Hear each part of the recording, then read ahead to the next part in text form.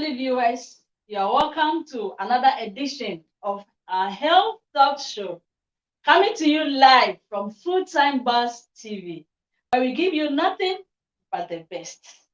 It's another lovely Saturday. Why don't you invite your friends?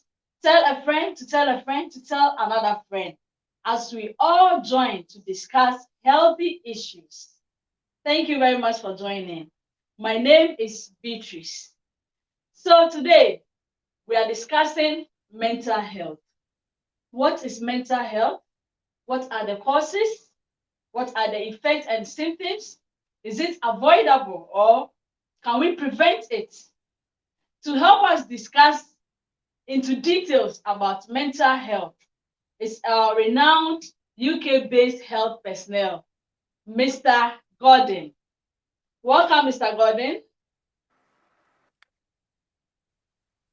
Thank you, Miss Beatrice. Yeah, my name is Gordon Deku. I'm a senior mental health nurse, a clinical team leader who work in one of the prestigious National Health Foundation in the UK as a senior nurse.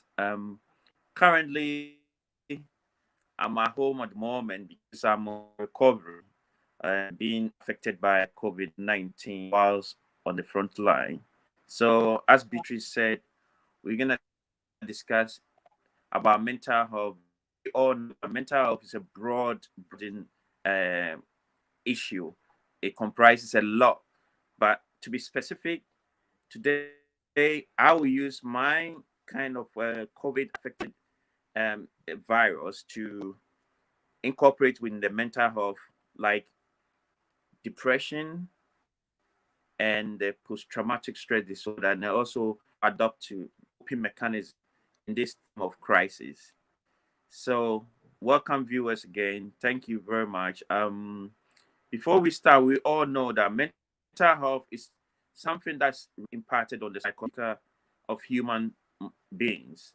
It can come in the various forms, categories, either predisposition from genetic, from everyday stresses, from and etc. So it's like it's there for all human beings to kind of face that challenge. So as I said earlier on, I was affected by COVID-19 in somewhere March, and I was on the ventilator rank. There were a lot of people who couldn't make it, but as I said, I thank God, my creator, for making it possible for me to be alive today, to be able to share my experience with you so that it can help you to also get some informations to help you to adapt some coping strategy towards this deadly virus. So after coming out from the ventilator, there are flashbacks, and in mental health, the flashbacks, as we call it, post-traumatic stress disorder, because just you can imagine being put into sleep for about 2 weeks, which is not easy for any human being to be able to cope with it, because you don't know what was going to be happening aftermath. And I tell you, the psychological impact is really kind of even dangerous compared to being on the life support, that's the ventilator, the traumatic stress disorder. So someone may ask, how are you coping with it? First, there was a physical health impact. That was when I was partially paralyzed, but thank God I'm able to walk today to the maximum or to the threshold. And the second is the psychological impact. What I do is, for someone who just came from the ventilator, you need to have you have to be so positive. Your thought process should be positive that you can make it. You can be able to come back to your normal working or normal lifestyle. So my resilience is It's keeping me, it's keep going now. It's making me progress or speedy recovery. You need to have a strong resilience. You need to be so positive in all your thought process. So that's part of the coping mechanism. So what I adopt is I wake up every morning as part of the coping mechanism, just as usual, go through my normal morning devotion, then do indoor exercise a little bit, then come out with an outdoor exercise, walking at least meters or up to 10 meters, vigorous walking, just to kind of help with my redevelopment of the lungs and my mind as well. And doing that for up to minutes for the past few weeks, whilst I'm still recovering, it's really impacted some positive and what we call in terms of my lung progress as well. And I encourage everyone that sleeping, which is also another part of helping people to kind of help the person to be healthy. At least I make sure that I have my 6 to 8 hours or 9 hours every night. Eating healthy, like making sure that you get your five uh, vegetables and fruits per day. Um, Keeping yourself active. You need to adopt some coping mechanisms, things that you think will help you. And another thing that I much more interested in is I use my leisure time to read my Bible and read books and go on the internet to read about news, update myself with the current news and so on. And encourage everyone who's watching today that there's more to tell the viewers. There's more to tell the viewers because as a victim of COVID-19, it's really not easy for the aftermath. But the coping mechanism should be something that's very, very strong for everyone to be able to attend to it. For example, like you can come up with depression after being on the ventilator because of the flashback, because of the your thinking ability and the scary part whilst you're on the ventilator, because you have a whole lot of things, what a dream and nightmares, bad nightmares, and whilst on the ventilator. But the most important is the coping mechanism to combat the effect of all these negative thoughts, replace them with positive thoughts, which can help you to retain back to your normal working lifestyle or normal challenges in life. It's been a big challenge till now, but one thing is things are moving forward because what I've wanted to do, like the coping mechanisms and all the other bits of it. But another thing that we have to also look at is you might some of them victims might need a kind of counseling to help combat the flashback, like the post-traumatic stress disorder. Uh, but the more mindset works, like you have to have that kind of coping mechanism. Your mindset should be ready that you are about to kind of release yourself to be who you are. Your mindset has to be changed that you can achieve it. You can fight the battle because it's not an easy process and it's not something that it's like when you have headache, you can just take paracetamol for you to be cured, or for it to be reduced the threshold of your headache. It's about talking, therapy, exercising, adapting to your own strategy to fight the issue, adapting to your own strategy to be who you, adapting to your own strategy to kind of enjoy your lifestyle for your own benefit and for the loved ones around you. As I said, it's a very, very, very challenging process, but we should try our best as possible. We should adapt ways. Even I know you can pick up a phone and call your friend just to kind of relate the the tension that you are encountering in life. I know I'm a today, so I can use my experience and how I'm coping, how I'm just dealing with it on a daily basis. As I said earlier, you might need the counseling, but for my part, because of my background of being a senior mental health nurse in UK, working for one of the prestigious NHS foundation, I thank God I'm able to kind of adopt my own way of fighting this COVID, the aftermath of COVID.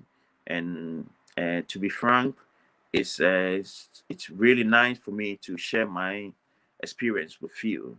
And we should be really, really, really be aware the safetiness of um, how to prevent ourselves against this deadly virus and the aftermath of the virus, the consequences, the challenges that it's going to cause us. So I think I can just pause here. If my Miss Beatrice is anything that you would like to ask, I'm just ready. Thank you. Thank you very much. Thank you. That was so in-depth. And we thank God for your life. Thank God that though you, because you're already in the battlefield as a frontliner, we know all you people are open to so many issues. But we thank God that you went and then you are still alive. We say to God be the glory. And we'll say thank you. Thank you very much for joining us, Sister Grace, Brother Samuel, Brother Hayford Besia. Thank you all for joining. Sister Grace is asking, what is PTSD? Can you please explain?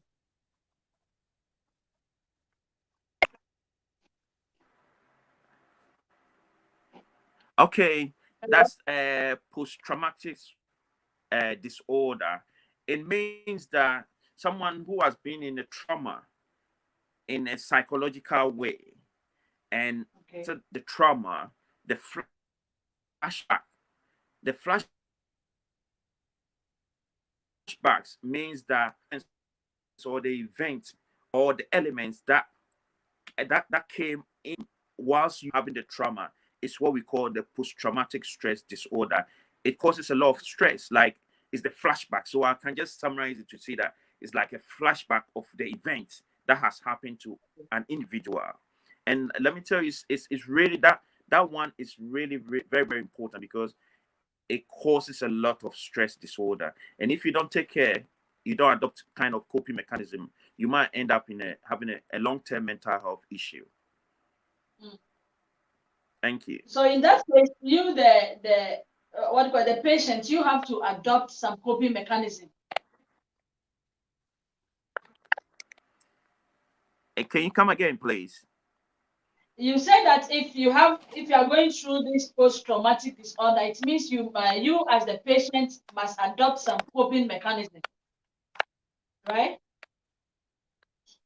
Yeah. So let's say if I'm the patient and I've got post-traumatic stress disorder, which I can tell you that with the event that happens to me, then we've got something called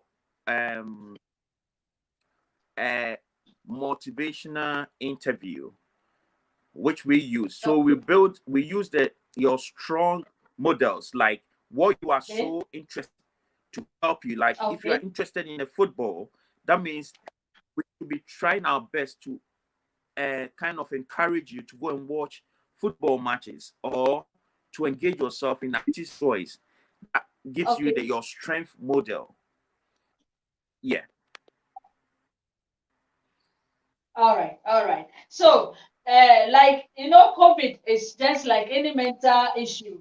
where people are afraid of being stigmatized or being shunned by society. So, help us to understand, how is it like living with someone with COVID, for example, as we are talking about COVID-19 today? How is it like?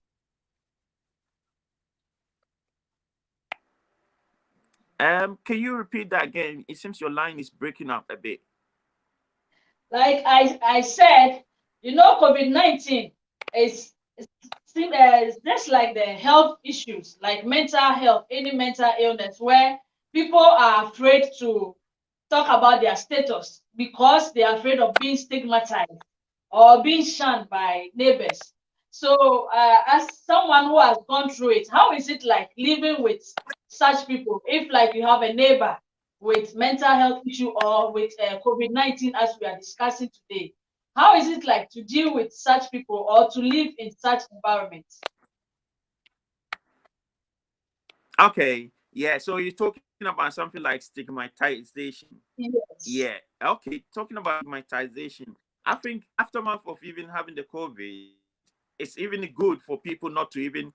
From my perspective, I think it's a very good for people not even coming closer to you, because at the end of the day, it's like you don't want to recatch it again or remission. Or but we should all remember that someone with COVID-19 who has been on a ventilator will still have some antibodies, positive antibodies. But the research currently, we don't know the time the antibodies will just get off from your body system. But those people who have been more into the health promotion bit, like in UK, it's something that they have kind of sympathy, kind of compassionate to be around you, but at the same Yeah. time, they see you as someone who is who can be affected again, and in sort of kind of family. I think COVID-19 hasn't got much stigmatization at the moment, but the positive part is the person who has been affected most of the time will have a positive antibodies. So kind of inclusion in the society is not much like kind of other stigmatization, like someone with let's say real mental health issue, because it's through a physical illness that someone was affected to have a challenge like a mental health issue, like post-traumatic stress disorder, depression, and so on. We know some of the consequences of depression. Depression is something that everyone encounter, but it depends how you cope with it on a daily basis by adopting a good coping mechanism. Yeah, thank you. Okay. So Sister Grace is asking once again, did people shun you or do they shun you due to the COVID experience? Uh, can you come again, please? Sister Grace is asking that, do you get shunned by your neighbors because of the COVID experience? My neighbors, uh, Yes. Or people around is you, are I'm they finding it shunning you difficult. because of the COVID?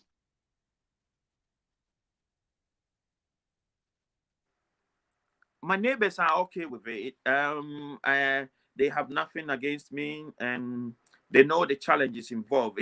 We're talking about life and death, so it's like you are able to succeed of becoming alive today, then everyone will be happy to see you back. So I don't think there's something like, even though all my neighbors are they are, which we get on daily very well, there's no an issue of any kind of sorry to say racism or kind of stigmatization. They always wish me very well. Thank you. Okay, but I guess it's because it's an elite environment, because we hear of stories back home in Africa where people who have been cured of COVID are being shunned. Even their stores are closed down. Family members are not allowing them back home. So in that case, what advice do you have for such people? Okay, that's it depends what do we call enlightenment? Sorry to say, that individual possessed. Talking about in England or UK, I'm proud to say to tell this to the whole world. In England and UK, you see that even when someone is discharged from the hospital, coming back home, you see that if all the neighborhood they will come and around and they will be clapping for the person for a successful challenge. So it's some that shows that they are so compassionate about the individual who had that illness, who had that virus. So in England, it's a different ball game. There's nothing like stigmatization or the family will be reject you and so on. That has not gone to this threshold in England. England is different. They people with respect, with reference to COVID-19 aftermath, and even it seems you might even have more visitors or even more loved ones before. So stigmatization is, I can say, it's a zero in London or England. Yeah. Infected as a COVID patient or someone who has recovered from COVID, is it possible that you can be reinfected?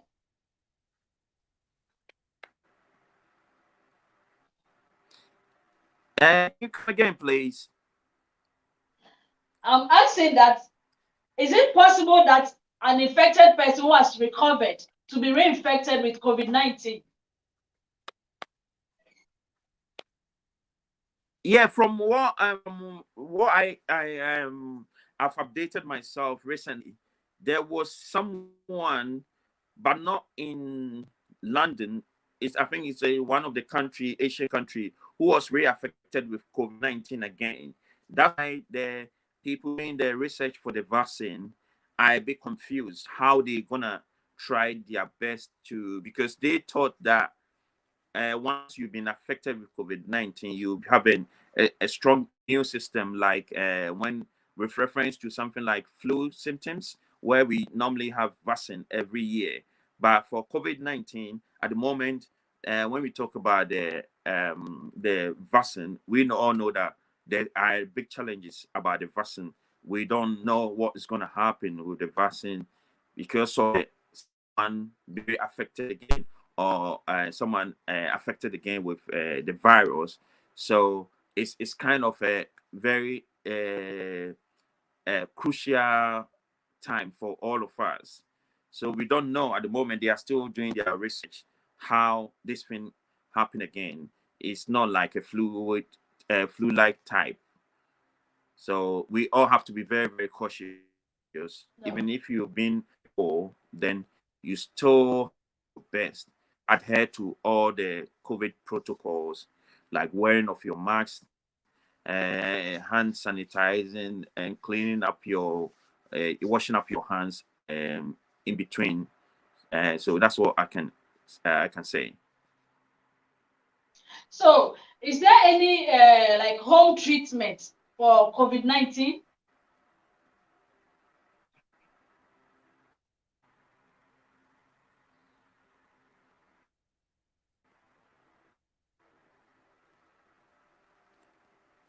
So that's what that. Hello? Hello? Hello? Yeah, hello, Beatrice. I'm hearing you. Yeah, Please, yeah, I can I hear was you now. asking if there was any home treatment. Sorry. Do we have, for example, if someone is feeling like any symptoms of COVID-19, is there a way that a person might decide, okay, I won't go to any hospital, but I will treat myself at home? Is it possible? Okay, COVID-19. You know, one thing is, in England when it happened, the first protocol was for you to self isolate yourself. Yeah. So isolation is the first approach. You need to self isolate yourself, and we were encouraged that in between you need to be taking paracetamol, keeping yourself hydrated, taking a lot of fluids just to hydrate yourself, and eating very well. I know some people have got a sense of taste when it comes to that capacity. One thing that we have to also acknowledge is when you are encountered with this illness, you have to be treated. You have to try all your best. Even if you cannot eat, try your best to get something to your stomach. Because we're talking about immunity, and the immunity is when you are able to hold that immune system to that threshold. So taking your vitamins, cod liver oil, the zinc, the D3, because in Europe, for instance, in London, it's really hardly that we get the sunshine. So we just adapt to the vitamins, the D3s, and the iron, all the food supplements. You need to try as much as possible to get your food supplement. It's not going to be easy for you to be isolated for 14 hours, for 14 days, sorry, but you have to try all your best, especially hydrate yourself. And whilst you are indoors, you can do indoor exercises like yoga and kind of trying to breathe in and breathe out. And another one thing, the sign is you become short of breath. But the short of breath, whilst you try to do breathing out every day, and taking your paracetamol, taking precautions, eating, trying your best to eat, and I think you can get there. Because I myself, my challenge was when it happened, I didn't know that I had COVID at that time, because it was in March. So we were the first batch of those who did, and we were it's kind of naive. But at the moment, that naiveness is no longer there because of our experience. Thank you. Yes, thank you.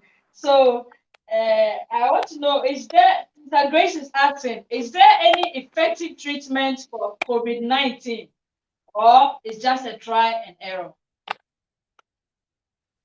At the moment, there's no effective treatment for COVID-19. And from my perspective, with reference to what's happened in the whole world. But however, I think there's some true. I know that whilst I was there, I was treated with antibiotics and something, which helps the blood clot and so on. So it's at the moment, from my perspective, as we can get our updates from CNN and from Al Jazeera and from TV, uh, I cannot say that it's trying and error, or uh, uh, it's trying and error, because I'm a survivor.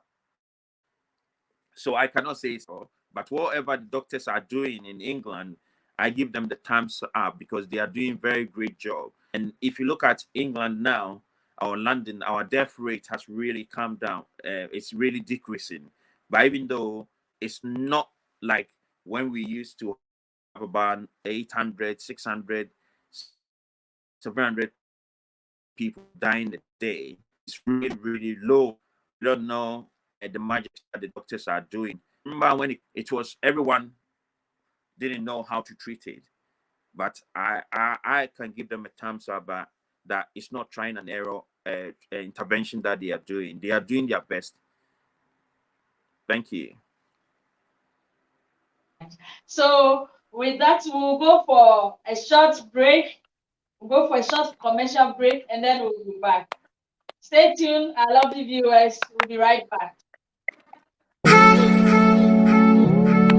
All right. Thank you.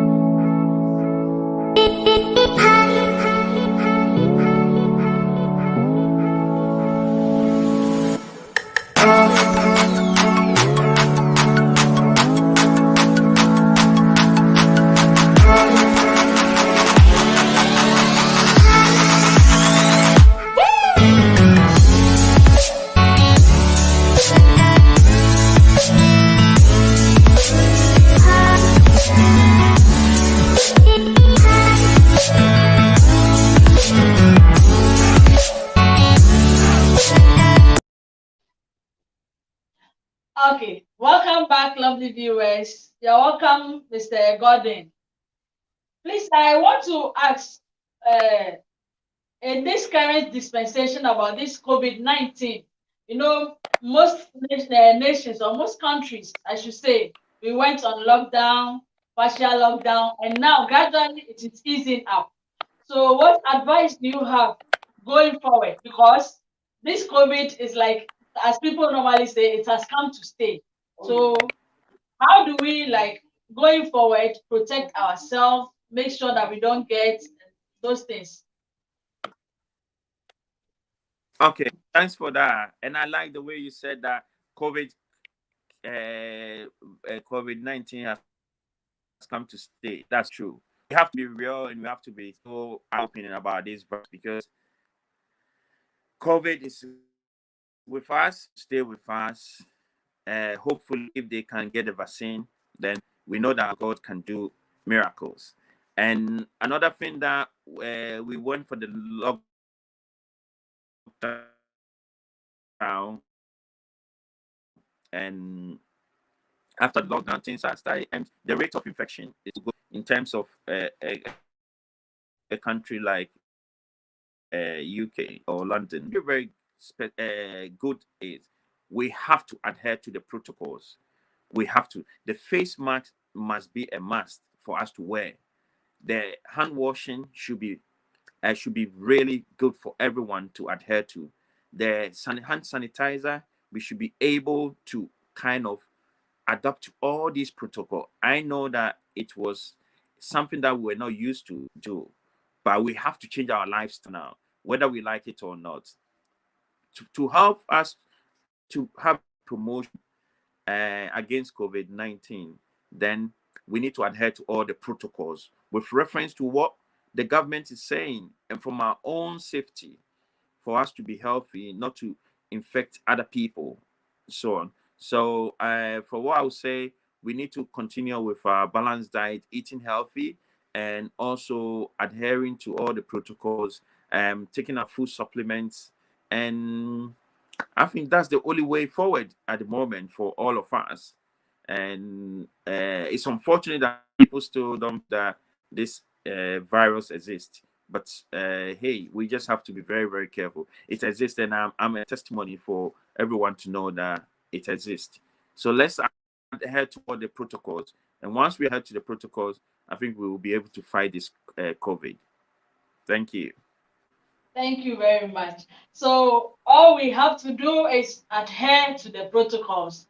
Wear your face masks, wash your hands regularly, and then use sanitizers.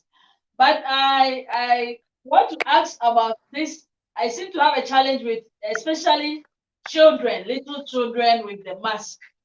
Don't you think it's have a health implication also for them? Because especially if they are to go to school, which very soon schools will reopen. So if they are to go and be in the mask for all these long hours, how do you see it, sir? Okay, I see it as some people are saying that wearing the mask reduces your oxygen levels and all those things, and it's got health implication for all these things. But for me, and for I can speak on my own behalf. I do counter that kind of short of breath and so on because I've tried at my own. I've got my own oxygen saturation machine, and I've wear the mask for some 2 minutes or half an hour, and the oxygen sat remains the same. But one thing is, when you environment where there's air or oxygen circulating, I think you can kind of drop your, if you feel that you are really finding it difficulty to breathe, then you just kind of remove the mask a little bit just to have the freshness of the oxygen around, and you'll be okay with it. But let's put our health safety first. It's better to put on the mask than to face the challenges of COVID-19, like being affected. So I think it's no excuse for people to be saying that, because those people that they become a victim of the day. And just imagine, God forbid, you just leave your loved ones and your partners or your wife, your husbands on this planet, then you just get departed. So we should be very kind of careful about what the protocol. The protocol, we should adhere to the protocol. Simple as that. Simple as that, as Mr. Godwin said, simple as that, we should adhere to the COVID-19 protocols. But as I said, I was asking about in the perspective of little children, like school going age, those, let's say, grade 1, grade 2. These are small, small ones. So I was asking that how would you, like, as a parent, you ensure that the child who is going to school will not be with that child for maximum maybe 6, 7 hours? How sure are you that that child is going to be like in good in that what you call it, space as for these long hours if he or she comes home? Okay, let's be specific. From my knowledge and also my experience, I think people, like when we talk about children or child, remember that they've got strong immunity. Most of the children have got strong immunity than us, because as we age, our immunity kind of little drops unless we have full supplements and all those things. But we cannot compare a child or a teenager to someone who is in its 80s or 60s or 50s or 40s. At the end of the day, they've got strong immunity. So remember that when during the lockdown, these kids were indoors for a while, for probably 3 months or more than that, and they heard about COVID-19. Remember, and speaking to some of the kids, they are more scared than we the adults, because they think that COVID-19 kills people, or it's a virus that really, when it affects you, you may end up being dead or so. So they are really, really aware. Their self-awareness is even more than us, because they were indoors for a long time, and let's say the parents were going out to work and so on. And at the end of the day, their immunity is stronger. So the case, from what in my experience and from what I've seen in London or England, the case, even they max more than even the adults, because of the awareness, because of the health promotion part of the government to the individual. So for the kid, I don't think there's much problem, unless those people who have got physical health illness like COPD or have got asthma and so on. I believe that there are some places in England or schools that they've got all these, they've got proper intervention or proper placement for all these kids, for them to be able to go on with their education. Okay, sir. So I'm talking as a parent once again. What extra effort do you think parents should put in apart from these COVID-19 measures? Wear face masks, wash hands. What extra effort do you think as parents they can do to ensure that their children are safe? Okay, as a parent, what is continue with our health promotion towards our kids about the importance of adhering to the protocol, like one hands, wearing the mask, having the hand sanitizer with the kid, and also in the case as a parent with good food, and even where possible, if they need some food supplement. It's all about health promotion, and we have a duty of care for all these our children and our siblings, and so we have to try as much as possible, because health promotion will create more awareness for these kids. And I tell you, the kids are more aware. They know the circumstances. They know the consequences that they will pay. They breach kind of the awareness, so they are aware. And as parents, we should continue, because we have a duty. We have a proper duty of care in this time of a pandemic crisis, terms of food wise, terms of all the hygiene thing, we have to do our best for the kids, because at the end of the day, they are going back to school. And if we don't create that kind of awareness, they might go there, get affected, and bring it back home for us to be affected. So we should create we should talk to them. We should advise them. We should let them know the real thing on the ground. Thank you. Thank you very much. So, in a nutshell, what you are trying to tell us is that apart from the COVID-19 protocols or measures in place, as parents, we should also be mindful of what our children eat and their status or their hygienic environment. Right, sir? I couldn't get your question well at this time. No, I was just like summarizing what you just said, that as a parent, apart from adhering to the COVID-19 protocols, we must also be mindful of the food we give to our children and addition of supplements, and also giving like a healthy environment so they will not go and bring Yeah. in the disease. Yep. Yeah. Okay. Okay. So now I want to know, when should a person seek help? And for example, you feel or you are down, you feel you are down with COVID-19, you isolate yourself. When should you seek help from a medical personnel?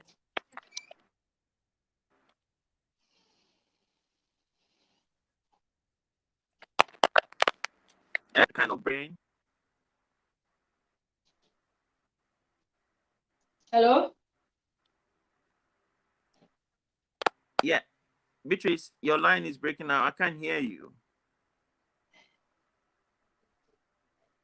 Please, can you hear me now?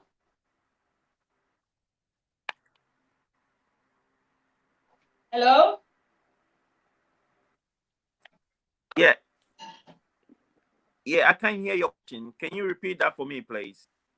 So I was asking, you earlier on said when you feel or when you experience any symptoms of COVID-19, you first isolate or you self-isolate. So I was asking, so then when do you seek help? When must you seek help from a medical personnel? Whilst you are isolated or after the isolation? Or when do you seek help? Okay. Okay. What happened is they tell you to first isolate for 14 days. But on the first 7 days, if things started kind of creating, or you becoming kind of breathless, or you think that the threshold of the virus has got to extend that you are of kind of die, or that's when you need to seek help as soon as possible for the health authorities to send you to hospital.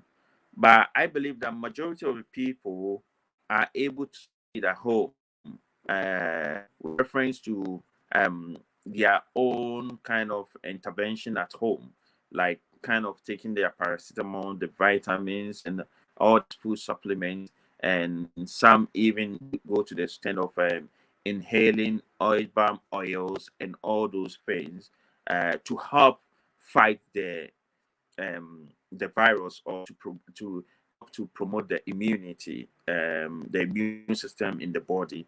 So it all depends how the individual feels, because you yourself, you know your body, that you are progressing. If you think that you are progressing, then there's no need for you to seek for further help. But if you think that you are rather deteriorating, then you need to just seek help as soon as possible.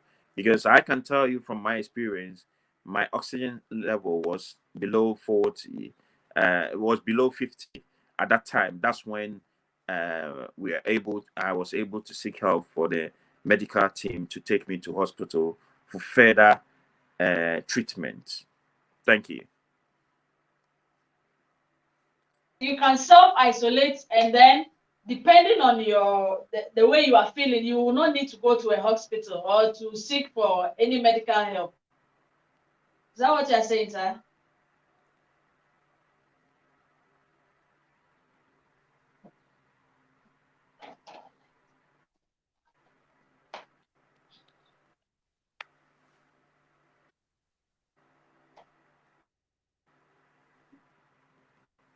Mr. Gordon, can you hear me?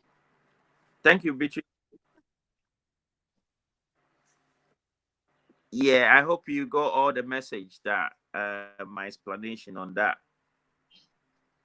Yeah. So it means that after isolation or after self-isolating yourself, you wouldn't need to see any doctor if you are okay, if you are feeling okay. Yeah, if you, after the isolation, and if you think that you are doing good and so on, like I've got some of my colleagues in Ghana, in Norway, who were recently affected, and like became like a pillar for them, and like I was just giving them, I was making sure that they were 2 or 3 people that I keep on checking on them, giving them advice and so. And I tell you, they are doing very well now, and after the isolation, after all what I told them, they were able to recover, and they went for the test, and they are all negative at the moment.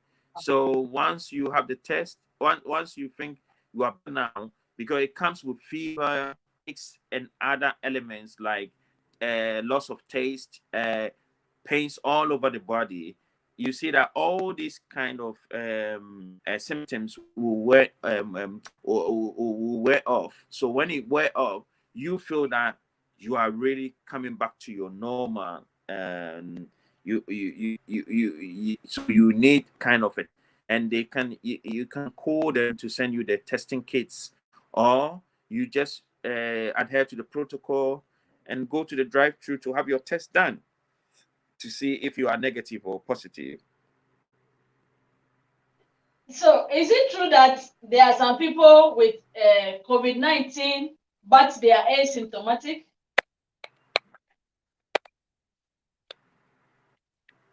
Can you repeat the question again, please? I read somewhere that there are some people who are asymptomatic, though they get the COVID-19, but they don't show symptoms. Is it true?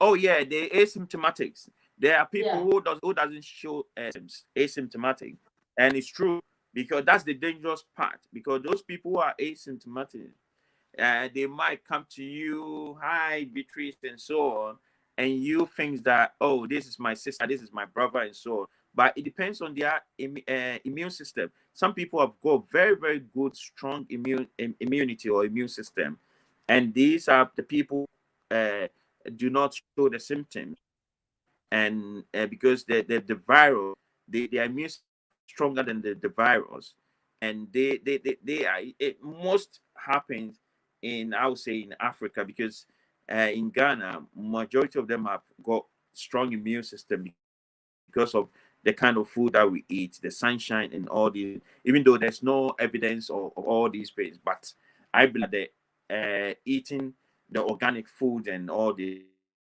things helps to promote immunity, strong immunity. And it's true. There are people who are, some people, I can just say about 3 or 4 of my colleagues were asymptomatic, meaning that they did not show symptoms. It's only when the protocol or the health authorities told them that everyone is supposed to do the COVID test, and they did the COVID test, and they were antibodies positive. So that means they had the COVID without even knowing that they had the COVID. So it's true. It's really true. Yeah.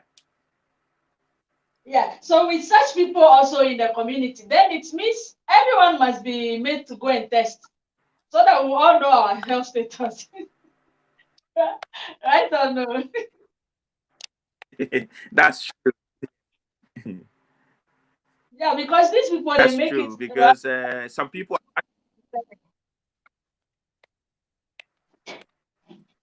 Sorry, you can are really continue. lucky to have a strong immunity. They are, Yeah. yeah, they are so lucky. Oh, okay. But So means the that with other thing such is people in our they midst, are lucky one, that they is will not really know. and getting.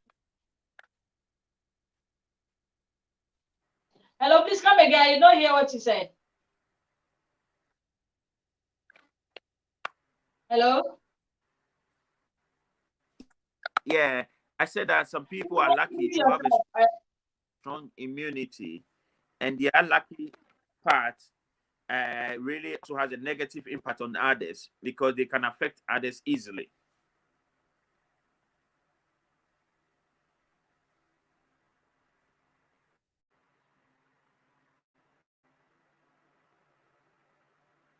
They can affect other people easily, especially those with low or weak immune system. Thank you very much, sir. So, do you have any final word or any advice to the general public? Okay, on my final something, I'll say that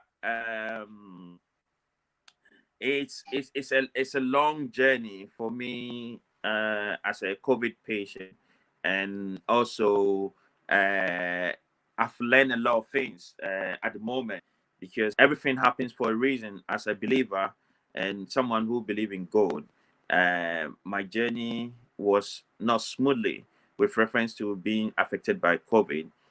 The only thing I can tell my the viewers and also people across the globe is they should be able to adhere to all the protocols of COVID because COVID has come to stay with us, and at the moment there's no and the researchers are still doing their best to help about this kind of virus.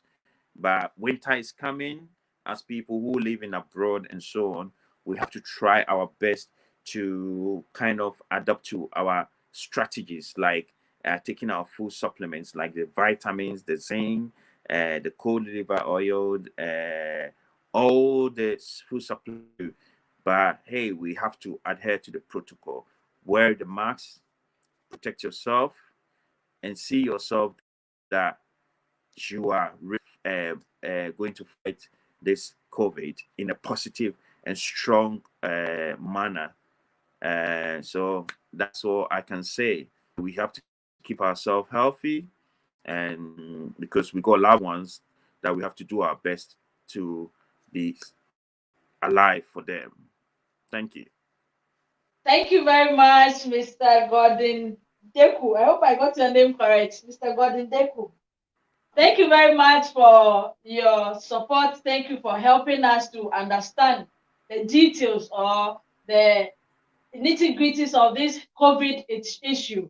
We say thank you for giving us your first-hand information because as someone, as a survivor of COVID, is really very good to hear from you as a survivor. So we say God bless you. God bless you, our viewers. God bless you, our listeners, for joining us today. As you heard from our health personnel, we must all adhere to the COVID-19 measures. Wash your hands regularly. Make sure you put on your face mask wherever you go. And then avoid crowded areas and keep social distancing. Also, he had this for parents, that as a parent, make sure that you give your children balanced diet food and then add supplements also. Ensure that you are living in a hygienic environment so that all these things will go a long way to help curb the COVID-19. Thank you very much for joining once again. We hope to see you same time next week. But please make sure that you tell your friends to tell your friends to tell other friends. The only place to be is Full Time Buzz TV.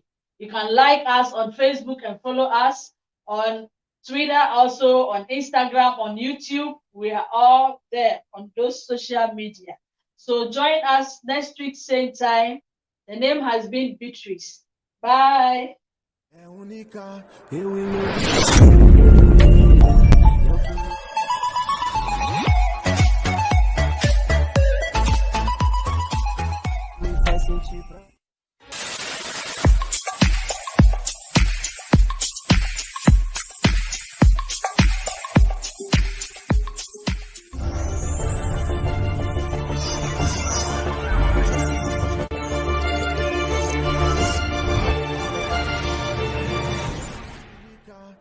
Yo,